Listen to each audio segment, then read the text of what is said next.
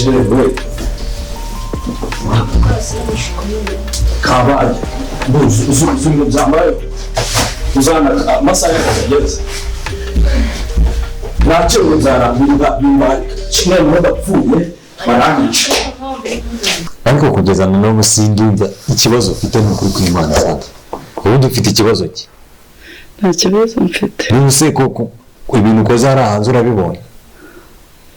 none ndakugira isereri se wigira kangahe mu mwaka cyangwa kangahe mu kwezi cyangwa kangahe mu cyumweru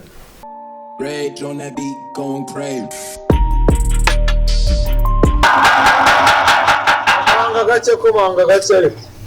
uwumva umuntu atakumvisha ni ngombwa ngo uze ko banga ibipangu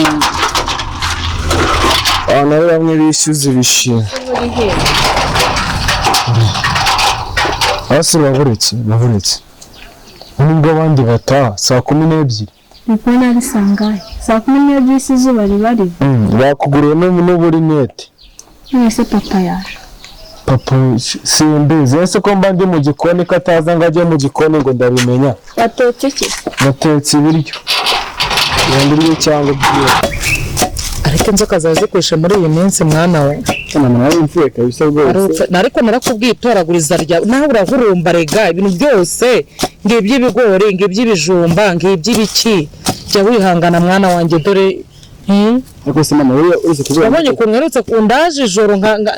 nkabyuka yarubi kumbyutsa buri kanya uzi ukuntu watumye nanjye numva uzanyibeye telefone yagiye vampiye shamya ayisore byancanze n'eto ndiba kishatwe ngiye neza n'etanje jira umva tuzo kuvuga sibyo ndakoze ubwo ngira guseze ntabwo kirakira sibyo zaza kuvuga ndakukunda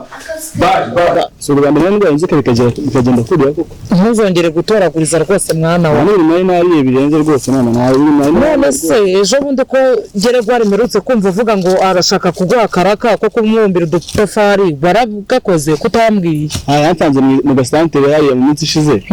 abantu byo kumucaho nashe twagiye kuyo umupira babyibagirwa Isere wayitewe n'iki kandi nibyo nakubwiraga ibintu wiriwemo biriya byenda wiriwe umesa ubundi mutwe ashinzwe